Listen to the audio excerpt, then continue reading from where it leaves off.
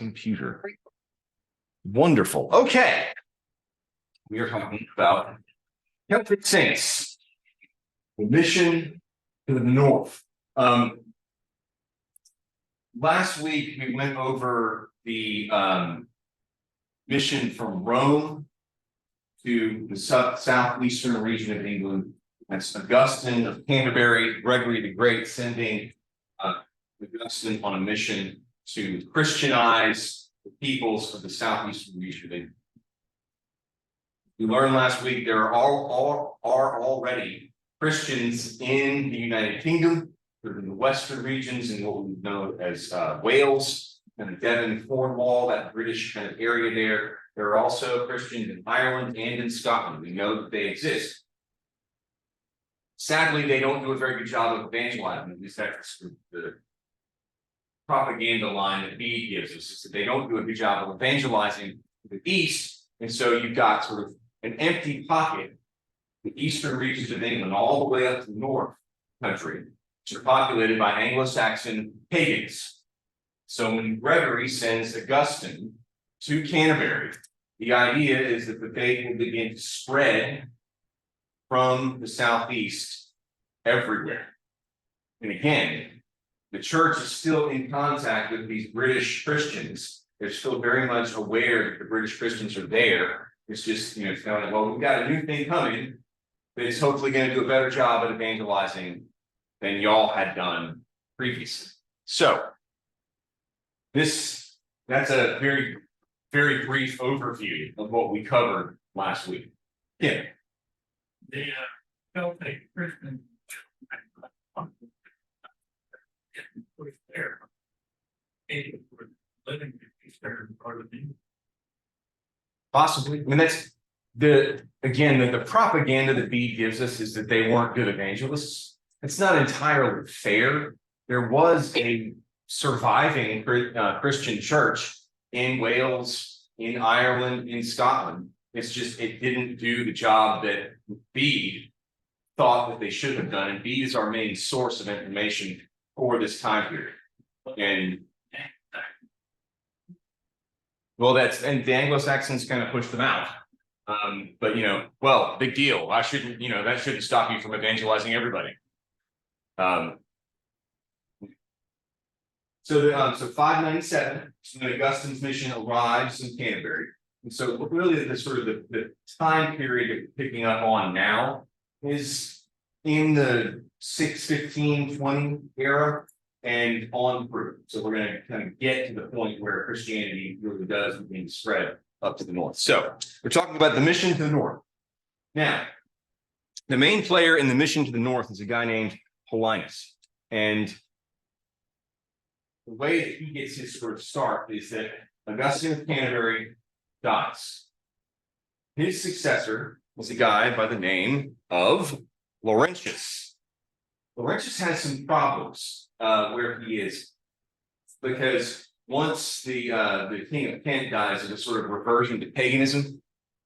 And Laurentius has this moment of kind of panic. Oh no, my main benefactor is gone. We're reverting to paganism. I'm going to skip town. And he's actually leaving, going to leave, go back to Gaul and try to sort of establish himself back in Gaul. And as the story goes, he meets St. Peter on the road. And St. Peter basically just reads the riot act and says, what are you doing? All of these people who are under your charge, who need to hear the gospel, they are still waiting to hear the gospel. You're abandoning them. You need to go back. So he goes back, everything gets sort of squared away, gets back in the good graces of their aristocracy, and everything's fine. He lives about 10 years after the death of Augustine. He is followed by a guy named Mellitus, who's the Archbishop of London. Mellitus then dies, and Justus comes up. He was also one of his original group of Augustine's monks who come over. The Justus becomes the Archbishop of Canterbury, and it is under Justus that the mission to the north is envisioned. So the reason why the mission north is envisioned is Ethelbert. Whoop, I messed up the slide there. Oh, Let me go back. Why is it going forward? Oh dear. It's the Augustine you're talking about, saint. Well, he is a saint, but it's not the Augustine that you might be thinking of. So Augustine of Hippo might be the one you're thinking of. And that was the author of the Confessions in the City of God. That's Augustine of Hippo. So Augustine of Canterbury is a monk. We don't have any writings of his, really. We have some letters. Excuse me. We have some letters that he sent to Gregory the Great, but in terms of theology or anything like that, there's not a whole lot. We do know that he was a very reluctant missionary. That at one point he actually wrote to Gregory saying, "I don't want to do this. Do not send me." And Gregory tells him to just pony up and go. This is happening.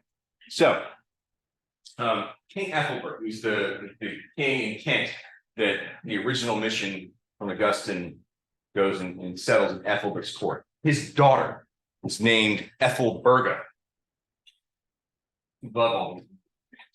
So Ethelberga, she marries the king of Northumbria, a guy by the name of Edwin. Edwin is a pagan. So she marries Edwin on the understanding that she is allowed to bring with her a chaplain so that she can continue to practice the faith that she learned in Kent because of her father's adoption of Christianity. So Ethelberga goes north to marry Edwin of Northumbria, and she takes with her a guy by the name Paulinus. He is at the time a deacon at the time he's sent. He's ordained, he's made a bishop, so that he becomes the first bishop of. Yes, he's credited as being the first archbishop of York, Iboricum, but he becomes the bishop of Northumbria. And this is key to remember, because when we talk about the bishop of Northumbria, England is kind of divided into two sections. How many of y'all have ever traveled in England? So if you leave London, heading north, there's signs that say things like, Lincoln, Peterborough, the North. You see, is this ringing a bell? Okay, so the sign, the North, refers to as sort of an ancient designation of the way that England split in two. The River Humber kind of cuts England in half. If you've ever heard of Hull, or you know where Hull is, the River Humber separates the southern region of England, or the sort of the home counties, as it were, from the north. And so everything north of this river, it's a fairly large, wide river when it gets to its mouth. Everything north of that river is the north. So from Hull all the way up to John O'Groats is just the north. Easy designation. The Bishop of Northumbria is the bishop of the region north of the Humber River. And so geographically speaking, the diocese of Northumbria is massive. It extends as far as you can think from the Humber River north. It's geographically immense. No, not really, but sort of it depends on whom you ask, and we'll get to Wilfrid. He would probably say, "Of course it does. That's my diocese." So anyway, so Wilfrid will get to in a moment, but so the thing to remember is that when this mission goes north and they establish Paulinus as the bishop of the north, that geographical designation remains in place. That the diocese of Northumbria is huge. So Paulinus goes north with Ethelberga, on the understanding that he is allowed to spread the faith, he's allowed to continue to teach Christianity to the residents of that area of the north. Where do you think he's going to concentrate most of his efforts? Right there. He's going to try to convert the king. Now, the way that Bede presents the mission of Paulinus is that Paulinus is incredibly effective, and there's all these external circumstances that convince Edwin, well, Christianity is obviously the way to go. It's a little bit more complicated than that. There's some political sort of machination going on. And the question of, is it politically wise to convert to Christianity, does become a live thing. The bottom line, though, is that there's something, and we don't quite know what, that convinced Edwin, yes, converting to Christianity makes the most sense. It's probably his wife. I was just Happy thinking the wife. same thing. Happy wife, happy life. But the way he presents, and there are some arguments, because if you could read around into some of the uglier politics of that day, the paganism of the area and the local magnates and the other kings in that region would not have been very interested in Christianity. And they would have found Christianity to be something of a threat, because their southern neighbors are Christians. We don't want southern overlordship. We need to remain independent. And so Edwin converting to Christianity is something of a political risk. So there's a little bit of risk going on there. But anyway, we won't get too far down that that rabbit hole.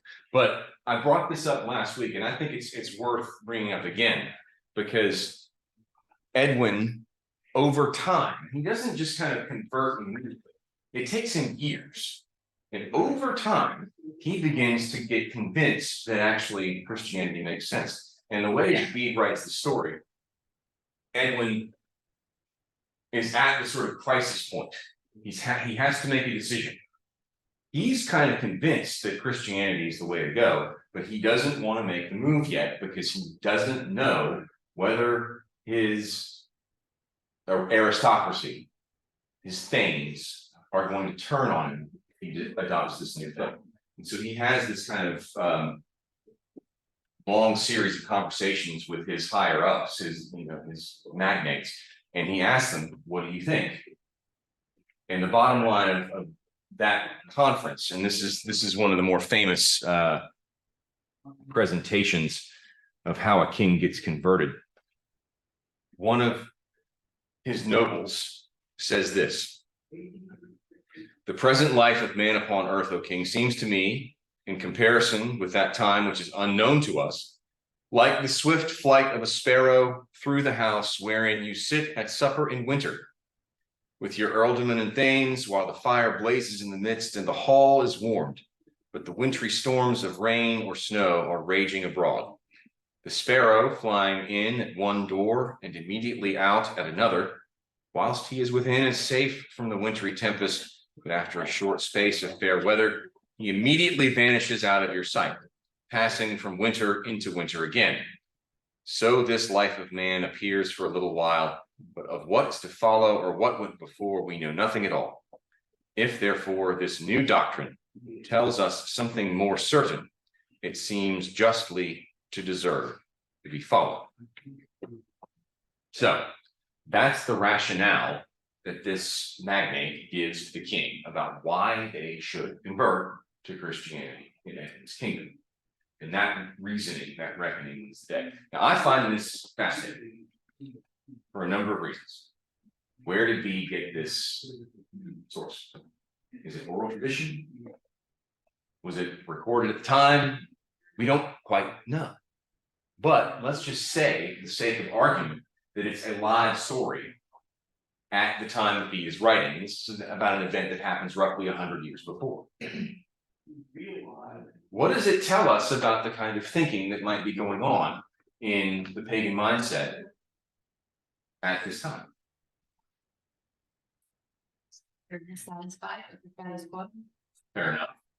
What is it making use of? How do you understand it? Through nature.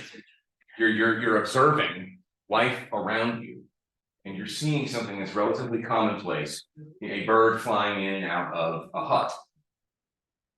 That's the way this person, reportedly a person in Edwin's court, makes sense of the Christian message by using exactly what is around them, what is familiar to them, what would be commonplace, in order to understand, okay, we've got a new message that's helping us make a little bit more sense of what life in the universe and our role in it is about.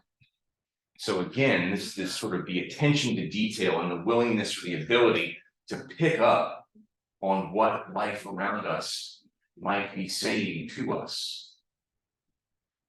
That's, I think, a feature that comes up time and time again in what we would term Celtic Christianity. The ability to look at the world and to allow the world to sort of form our understanding of what truth is. So, this again, this rationale kind of wins the day, but it's not just the local magnates and the local rulers and the thanes and the earldomen who are convinced of the truth of Christian religion. It's also pagans, religious structure, priestly class. And this one is, I think, one of the more fascinating ones. So there is a priest in Edwin's court, a pagan priest named Coifi. And Coifi has done fairly well for himself, not as great as he might have wanted to, but he's a pretty high mucking muck in the pagan priestly class. And when he encounters Paulinus and they have some debates, Coifi is convinced that Christianity is the way to go. He says this to King Edwin when Edwin asks him, "What do you think? Should we convert?" You think that the pagan priest would say, no way, we shouldn't do this. This is what Coifi says. "This long time I have perceived that what we worshipped was naught, because the more diligently I sought after truth in that worship, the less I found it. But now I freely confess that such truth evidently appears in this preaching as can confer on us the gifts of life, of salvation, and of eternal happiness. For which reason my counsel is, O king, that we instantly give up to ban and fire those temples and altars which we have consecrated without reaping any benefit from them." And then he goes on to describe that Coifi, who is a pagan priest, and the explanation is that pagan priests are not supposed to carry weapons or ride on horses. And he tells this story, you can kind of picture, of this priest who has picked up a spear, strapped on a sword, jumped on a horse, rides over to the pagan temple in Edwin's court, and throws the spear through the door and proceeds to burn this temple to the ground. So again, you have this kind of severe reaction, and it's like, no, he is so convinced that the Christian religion is true that he is willing to absolutely turn his back on everything else that he has learned. What is y'all's reaction to that before we go on?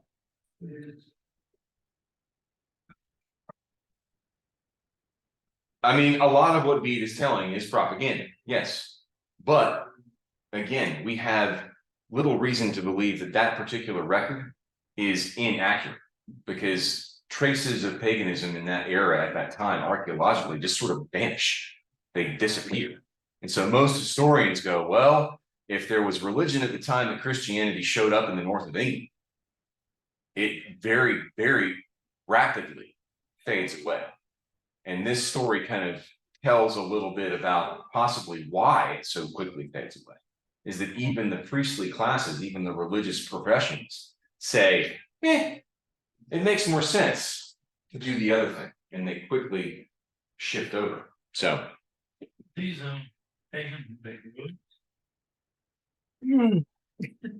that it is impossible to say for sure, because by the time that we've gotten into the 6th and 7th centuries, to say that Druidism as a kind of religious system is flourishing anywhere is a little bit of a misnomer. It's not accurate to say that, because Roman paganism, when it interacts with the religious traditions that it encounters, i.e. Druidism, it makes a mishmash. And because of the way Roman religion kind of worked, it's hard to say that they're still Druids. It's kind of, maybe it's a weird mixture.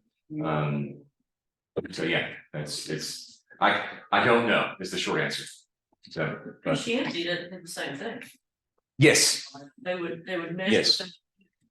Yes. The winter solstice. Kind of. That's not entirely accurate. I mean, that's a totally different bunny trail. But no, but you're right, because what Christianity does, and we talked about this a little bit in the beginning, is that Christianity, at least the better practitioners of it, when they encounter a religious tradition, they come alongside it and say, okay, we can baptize this, we can sort of tell our story using your understanding of the world. Now, you know, there are some things that are going to be like, well, you know, there are no gods. You know, what you're worshiping is not real. But we have saints, and they're better. And Angels, and they're better. So we can, you know, come alongside, and that's the academic term of this is inculturations versus acculturation, is how much of an existing culture rubs off on the church and how much of the church's culture rubs off on an existing people. And it's never cut and dry. It always is kind of this rumbling mix. And that's why, you know, in some places, Christianity is going to look a little bit more like animism. And in some places, Christianity is going to look a little bit more legalistic. So it's what's the culture that's in place? How is the theology that the church brings affecting it? And how far are converts going down the road? And again, there's an excellent example of how this kind of plays out in just a second. So, long story short, Edwin, who was the first Christian king of Northumbria, he is killed in battle. And for about a year and a half, everything goes absolutely haywire. There's a succession of like 2 kings who claim things, and it's just all a mess. They revert back to paganism. Paulinus scoots back down south. He becomes the Bishop of Rochester. And it looks like Christianity's foothold in the north is not going to last more than a generation. Well, along comes this guy named Oswald. Oswald is a member of the aristocracy in the north of England, and he is in exile. He's part of the royal family. You know that if you're kind of my second son's uncle's cousin's sister had a child, and they're like 15th in line for the throne, so we better get him out of town. He goes into exile in Ireland and studies in one of the monastic schools or several of the monastic schools in Ireland. So he's trained by Irish monks. After all this turmoil happens, he makes his way back into Northumbria and wins a battle at a place called Heavenfield in the year 635. The year 635 becomes a sort of watershed moment, because when Oswald wins this battle against the Mercians, this kicks off a sort of a series of really big strides for Christianity in the north. So Heavenfield, it's near Hadrian's Wall, actually. It's pretty far north, and if you can still go to the site today, it's marked by a cross and a small chapel, and you can kind of tell from the topography that if you had about maybe 1,200, 1,300 people up against a similar amount, that this battlefield, it's like if you had the high ground, you were going to win the day. So anyway, I won't go into battle tactics, but Oswald becomes the king, effectively, of Northumbria. And one of the first things that he does is he sends off for help. I want to Christianize Northumbria. I want to reestablish Christianity in Northumbria. And so he sends off to Iona, the monastery of Iona. Iona is the sort of seat of Christianity for Scotland. It's a foundation that comes over from Ireland. Columba, Saint Columba, who's one of the patron saints of Ireland, is the big famous saint of Iona. And it's the school from Iona that Oswald appeals to when he wants to get Christianity established in the north of England. It's much in Ireland, yes. We know a lot of the foundations in Ireland, the monastic foundations in Ireland. Scotland is a little bit more of a mixed bag. It's kind of hard to know archaeologically. We don't have that many sort of written records from Scotland. Christianity gets strongly established. It's a good question. Depends on how you define established strongly, because if you're talking about the emergence and the appearance of monasteries, we're probably around the time of Patrick, so 5th century on. There are Christians in Ireland when Patrick shows up. And when he goes back, part of what he does is sets up monasteries and sets up church structures, not what we would consider like modern church structures, but sets up the church in Ireland. So probably, by the 6th century, so the 500s, you're beginning to see the signs of a more robust Irish church with monasteries as the center. So Oswald's in 635.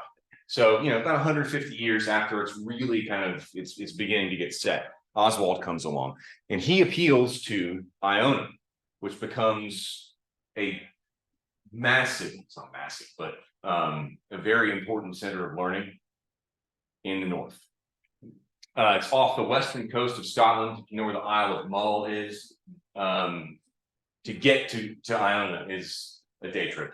Anyway, he sends to Iona, and the story goes that the first time that Oswald asks Iona for some help, they send the wrong person.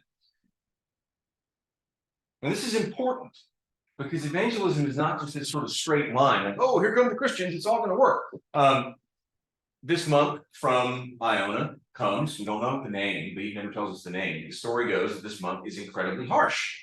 And so when he shows up in Oswald's court, in Oswald's kingdom, he doesn't do a very good job of evangelizing because he's expecting too much of his audience or too much of his converts. And so he winds up being sent home.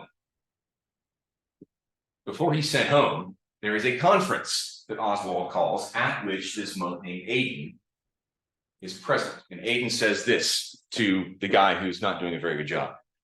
Methinks, brother, that you were more severe to your unlearned hearers than you ought to have been, and did not at first, conformably to the apostolic rule, give them the milk of more easy doctrine, till by degrees, nourished with the word of God, they should be capable of receiving that which is more perfect, and of performing the higher precepts of God. Well, guess what? Aidan, you spoke well. You got a job, man. So, but what? Though that speaks volumes, because what Aidan is basically saying, or what Bede is saying, Aidan said, you can't expect people to be absolutely perfect and understand the full message of the gospel from the outset. You have to start somewhere. Let's start with what people can understand. Let's meet them where they are, and when we do that, that's where you'll find your success. That's where you'll find the ability for people to come alongside and grow. Now, does that mean that you've got to sort of, dilute the gospel? Aidan probably would say, no, this is an ongoing thing. You don't expect a 3-year-old to know calculus. I expect my son to. Kidding. So anyway, Aidan comes along and Oswald gives him the island of Lindisfarne. How are we doing on time? Okay, we're going to get through Lindisfarne and pick up next week. Hopefully I'll have the technology figured out by then. So, Aidan makes the trip from Iona to a place called Lindisfarne. Lindisfarne is a tidal island off the northern coast of England. It's about as far north as you can go in England before you get to the border of Scotland.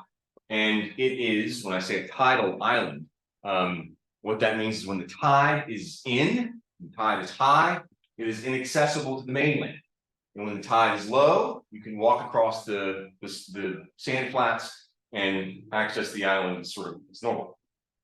So there's a line, there's a poem that was composed, I think, by Walter Scott, about Lindisfarne, and it's this: dry shod cross the sands twice each day, the pilgrims to the shrine find way. Twice each day, the waves efface of staves and sandaled feet the trace. What that means is that Lindisfarne becomes a center of pilgrimage, or a center of Christianity that pilgrims go to, and to this day, you can walk across the tidal flats from the mainland, and there are markers all along the way. It's about a 2-mile hike. and you're walking across sand. So if you've ever been to the beach at like dead low tide, you know the kind of sand that is. And for 2 miles, that's what you're walking across. It's fascinating because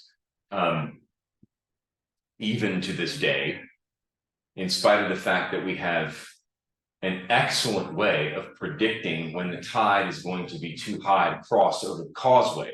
There's a road now that connects the island with the mainland that is inundated at high tide.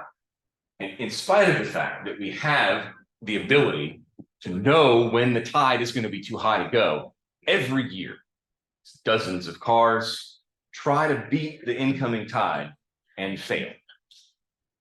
Every year. Which is just hilarious. It's like, you can't win. Like the ocean is coming. I think there's a story about King Canute who's trying to stop the tide from coming in, and he doesn't do it. Anyway, so Lindisfarne, this is where I wish I had the graphic. It looks kind of like a meat cleaver, long handle and a giant portion down the bottom there. And the monks of Aidan's community established themselves on Lindisfarne, and Lindisfarne becomes the center of Christian learning and Christian mission in the north of England for several generations. They don't abandon Lindisfarne until the Viking invasion in the late 8th century. So we will stop there, but really what I'm hoping that we'll pick up on the first thing next week is kind of why Lindisfarne is so amazing.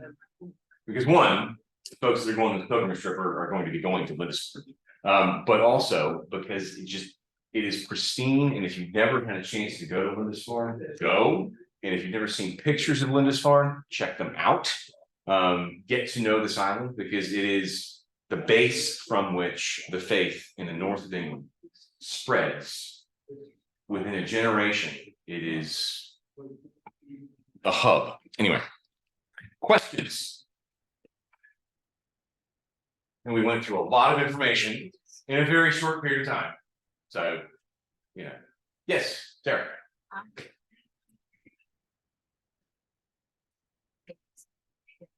Was it intellectual exercise rather than? No.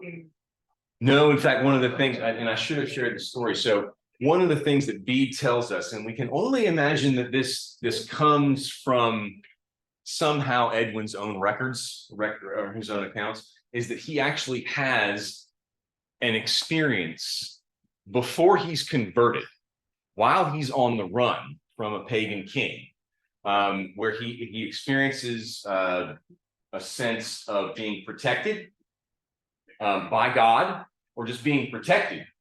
And a figure shows up in this dream that he has, or in this vision that he has, and puts the figure, who's unknown to Edwin, puts his hand on his shoulder and he says, when you see someone give you this sign, you will know to trust them and believe everything that they tell you is true. He wakes up and it's kind of like, I don't know what that was all about. And then as time goes on, Paulinus, at a point where Edwin is really struggling with the faith, comes up and puts his hand on Edwin's shoulder and says, I think you know what this means. And Edwin is like, dang it.